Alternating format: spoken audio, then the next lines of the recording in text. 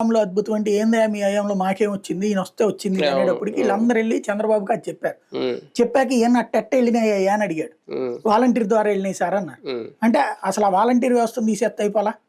అంటే ఏదైతే ఆ స్కీమ్స్ ని ప్రభుత్వం దగ్గరికి చేరుస్తుంటే ఆ చేర్చే వంతెనని తగ్గొట్టేస్తే సరిపోద్ది కదా అని ఈయన ముందు బిగిన్ చేశారు. మనం అప్పుడే చెప్పాం, మన డిబేట్ లో కూడా మాట్లాడుకున్నాం, అది చేస్తే చేయగాల్చుకున్నట్టే. వాలంటీర్ లేకుండా మేము పరిపాలన చేస్తాం దమ్ముంటే చెప్పమనంటే రేపు పొద్దున్న చూద్దామని చెప్పాను నేను ఆ రోజు. సీన్ కట్ చేస్తే ఈయనకి మీద వెంటనే ప్రెషర్ రాగానే ఈయన డౌన్ ప్లే చేసేసి ఆ తిట్టేదేదో పవన్ కళ్యాణ్కి అప్పచెప్పాడు. ముందు ఏమన్నారు, వాలంటీర్ని మొగుళ్ళింటికి నుంచి బయటికి వెళ్ళాక తలుపులు కొడతారు, అసలు ఆడేవాడు, ఆ వ్యవస్థ ఏంటని.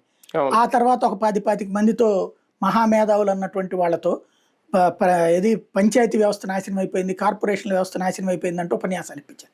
నేను అప్పుడు కూడా చెప్పాను, ఆ వ్యవస్థ అనేది ఇప్పుడు ఒకప్పుడు జడ్పీటీ జిల్లా పరిషత్ వ్యవస్థ, తర్వాత మండల పరిషత్ వ్యవస్థ వచ్చింది, పంచాయతీ వ్యవస్థ, ఇవన్నీ ఎందుకు పెట్టాము? ఒక వ్యవస్థ కంటే ఇంకొక వ్యవస్థ ఇంకా ప్రజలకు చేరువాడు, ఇది ఇంకా ఇంటి బాగా పూర్తిగా డీప్ గా తీసుకెళ్లేది. మరి ఇది ఎందుకు తప్పు పడతారు? పంచాయతీ దగ్గరికి ఎందుకు వెళ్తాం? మన ఊర్లోనే పని జరుగుతుంది.